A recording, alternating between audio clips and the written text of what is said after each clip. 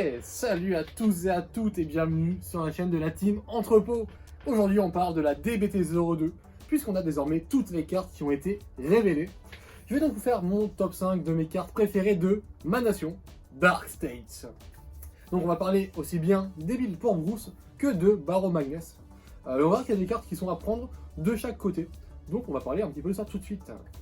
Mais avant de commencer, j'ai une mention honorable à faire, c'est Diabolos Girls, Natalia et ses 4 confrères, les Front Trigger, qui ont comme effet défensif du coup de gagner 5000 de shield si l'adversaire est au grade 3. Ce sont donc des défenses à 20 000, ce qui peut être très intéressant parce que jusqu'à maintenant, dans Overdress, le maximum de shield que pouvait posséder une carte, hors effet supplémentaire, c'est 15 000. Et 15 000, c'est-à-dire qu'on pouvait calculer nos paliers en sorte, de façon à jouer un petit peu autour de ça.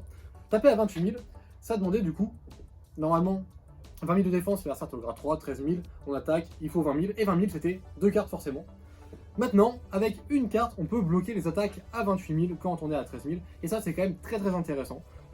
Des skills défensifs, mais en même temps, ça demandait à faire des choix du coup. Est-ce qu'on veut jouer des fronts, est-ce qu'on veut jouer des draws, des crits, tout peut-être, mais du coup réduire les ratios, donc ça demandait un petit peu plus de choix dans le deck build, ça je trouve ça très intéressant. En plus c'est pour une mécanique défensive à laquelle tout le monde a accès, donc clairement c'est du plus, moi j'adore en tout cas. Ma carte numéro 5 du classement, c'est Hellblast Full Dive. Une carte qui va plus ou moins mimiquer un Persona Ride, puisque c'est un order qu'on va activer au grade 3 et qui va permettre, si on est en Final Rush, de payer un Counter Blast pour donner plus 10 000 à notre front row jusqu'à la fin du tour, sous réserve de piocher une carte et de placer une carte dans sa main sur le terrain. Donc c'est vraiment une carte qui est sympa. Je ne sais pas si on aura vraiment la place de la jouer. Dans l'idée, c'est une carte que j'apprécie beaucoup. Si on Persona et qu'on utilise ça, on met double bonus de puissance dans le même tour, donc on peut entre guillemets double personnalité pour faire un gros tour assez violent. On va voir que la violence, elle est toujours présente dans la BT2, puisqu'on a peut-être même moyen de faire plus que 5 attaques désormais. Donc pourquoi pas, c'est une carte que j'aime beaucoup, mais je sais pas si on a vraiment la place de la jouer actuellement en tout cas. Numéro 4, on a Freeze Breeze. Freeze Breeze, c'est une carte qui sert de support pour les decks Barrow Magnus. C'est un simple grade 1, c'est une rare pour le coup, mais elle est très cool. Donc c'est également une rare qu'on a eu juste avant. Comme quoi, il y a du bon, même en dehors des raretés. Peut-être même plus en dehors des raretés des fois. Mais bon, tant pis. Donc Freeze Breeze, c'est une carte qui, quand l'attaque va toucher, si notre Vanguard est Barrow Magnus et qu'elle a boosté du coup, on va soul charge 1. Et au-delà de ça, si on a déjà 10 de soul ou plus, on peut Counter Blast 1 et piocher 2. C'est une carte qui a l'air intéressante. Je ne sais pas dans quelle mesure elle sera vraiment jouable, parce que c'est une carte qu'on va pas pouvoir trop utiliser en early game. Il faut déjà être sur Barrow Magnus pour l'utiliser. Et il y a des moments où techniquement avec Barrow Magnus, on n'a peut-être pas envie de trop piocher. Alors on veut avoir des cartes en main forcément pour pouvoir se défendre si on n'arrive pas à tuer. Par contre, en contrepartie, il y a un Counter Blast qui est quand même assez utilisé dans Barrow Magnus, même si maintenant on a plus de Counter Charge qu'avant. Mais à voir si on va tout jouer ou pas, c'est pas dit. Et surtout, le problème c'est que piocher des cartes, ça augmente également la chance de deck out, puisque le deck fond très vite désormais. Et malheureusement, il va falloir vraiment bien timer cet effet, je pense que des fois, il faudra l'utiliser. Mais il ne faudra pas le spammer non plus, sinon on va très vite deck out. Et ça sert à un petit peu de défense. Il peut survivre et derrière, on va se tuer nous-mêmes en fait. Donc vraiment, c'est une carte qui a l'air intéressante, mais c'est pas non plus une carte qui est extraordinaire, c'est vraiment à tester pour le coup, mais c'est quand même une carte plutôt intéressante en tant que support, et c'est un support ok pour Barrow Magnus en soi. On passe ensuite à Surveillance Gear Dauber, mon numéro 3. C'est une simple commune, un gradin à 8000, mais je le trouve vraiment cool. Donc, à la fin du combat où il a boosté, si on est en Final Rush, comme toujours, Final Rush, on va pouvoir l'envoyer en soul et mettre plus 10 000 à une de nos unités jusqu'à la fin du tour. Alors, dit comme ça, c'est pas un effet qui a l'air très intéressant, mais c'est une carte qui va du coup pouvoir quitter le terrain. Et on va voir un petit peu plus tard qu'avec Lénard, une carte dont on va parler juste après, spoiler, faire de la place sur le terrain, ça peut être très intéressant. Donc en soi, c'est une carte qu'on va pouvoir potentiellement spammer et mettre 10 000 pour le coup, c'est pas trop mal, c'est une carte qui va du coup pouvoir booster. C'est un boost à 8 qui en plus est quand même un bon boost. Et à la fin de son boost, on l'envoie en solo, on met 10 000 à notre autre colonne, on peut taper avec. Et comme c'est jusqu'à la fin du tour, on va techniquement mettre 10 000 sur 2 attaques si on est en Final Rush avec Bruce, parce que la carte qui a gagné 10 000 va pouvoir taper 2 fois. Donc vraiment, c'est une carte que je trouve vraiment très cool, et pour une simple commune, je la trouve vraiment, très excellente en fait. Ça se dit pas, mais peu importe. Je l'adore, c'est une carte que j'ai vraiment hâte de pouvoir jouer. Très excellente. Très excellente. C'est excellent, mais un peu mieux. Mon numéro 2, c'est Abnormality Extraction. Une carte pour Barrow Magnus Pas forcément, puisque techniquement, sur l'artwork c'est Barrow Magnus. Dans les faits, on va voir que ça marchera, en tout cas actuellement, pas vraiment avec Bruce. Ça, si on atteint les 10 de soul, ce qui va être très compliqué.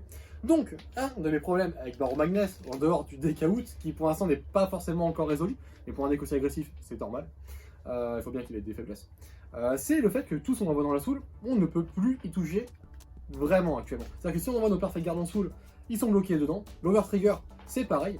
Là où Bruce a accès à Protobulb pour jouer un petit peu avec la soul, Barrow Magnus n'avait pas encore moyen de faire ça. C'est plus ou moins corrigé grâce à cette carte, donc un ardeur de grade 3, qui a quand même un coup, donc Counter Blast 1, on dépasse une carte de la main, mais en repartie on va Soul Charge 3, et ensuite on peut choisir jusqu'à une carte de la soul qu'on met dans la main. Donc déjà c'est pas un effet obligatoire, si on a vraiment besoin d'arbre de la soul, on peut juste l'activer, c'est bien, discard, Soul Charge 3, on reprend un de la soul. Bon, c'est vraiment en cas de nécessité, mais dans le meilleur des cas, on va Soul Charge 3, récupérer un de la soul dans la main, et une PG, un Persona Ride, l'Overtrigger, une pièce de combo même peut-être. Peut-être qu'on peut récupérer notre grade 3, dont j'ai actuellement oublié le nom. Barrow Magnus. Non, l'autre, justement. Le magicien. Ah oui, je me... Bon, on le place, on Soul Charge 2. Moi, je joue beaucoup moins Barrow Magnus que Bruce. Désolé. Donc, on le place, on Soul Charge 2 par-dessus. Donc voilà, il y a moyen de faire des petits trucs en plus. On est presque en termes de combo, entre guillemets, si on a besoin de vraiment Soul Charge à fond. Donc, c'est une carte que je trouve vraiment très intéressante, très utilitaire en soi. On peut en faire un petit peu ce qu'on veut selon la situation. Et ça, j'aime beaucoup. Et ça vient combler un défaut de Barrow Magnus qui est que la soul, c'était un endroit où on mettait plein de cartes, mais après on n'y touchait plus. Donc ça corrige vraiment ce défaut. Et donc j'attends vraiment d'avoir cette carte entre les mains qui est une fois de plus juste une rare finalement. Donc vraiment du très très bon support, pas forcément en grosse rareté. Et ma carte numéro 1, j'ai spoilé un petit peu tout à l'heure, puisque c'est une carte Diabolos. J'avais parlé de son combo avec Dogger du coup. Donc Diabolos Jetbacker, Lénard. Lénard c'est un grade 2 qui a 10 000.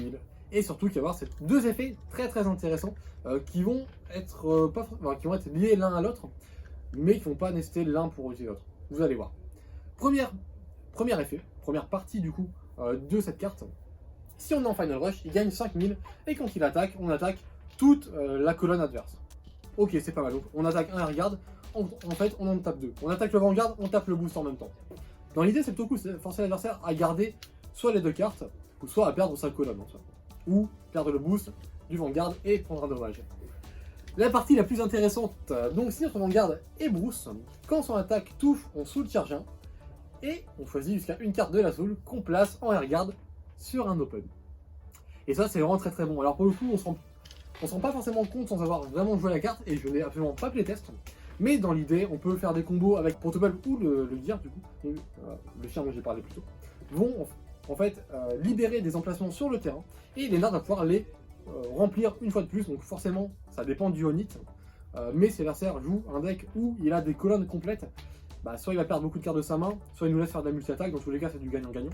Après certains decks pourront contrer ça bien sûr, mais dans l'idée Lénard, il est vraiment excellent je pense. Honnêtement c'est un très très bon grade 2, il peut permettre je crois jusqu'à 7 attaques dans le même tour, si tout se passe bien bien entendu, ce ne sera pas toujours le cas, mais dans tous les cas c'est une façon de faire de la pression, ça colle des cartes et gratuitement dans le pire des cas même.